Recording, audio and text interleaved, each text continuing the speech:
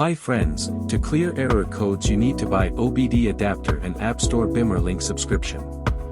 I am using BimmerLink app for my BMW 640i. Open BimmerLink and click on Info Memory. System will identify ECU and click Continue. You may select options as well, but generally I go with all options to clear codes.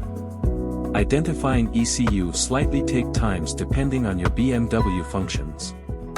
Wait till 100% ECU reading completed and do not interrupt the process. Now all errors have been identified by, and you can check one by one if need to know what sort of error codes are thrown by ECU, if interested to know. In my case I only check if any critical ones.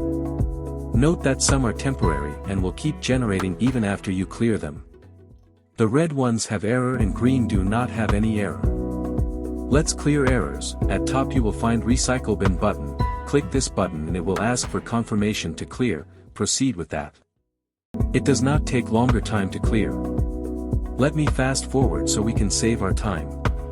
There is also Log button if you want to save error log for later checking.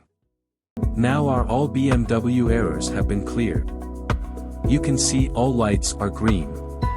Let's go back to main menu and disconnect.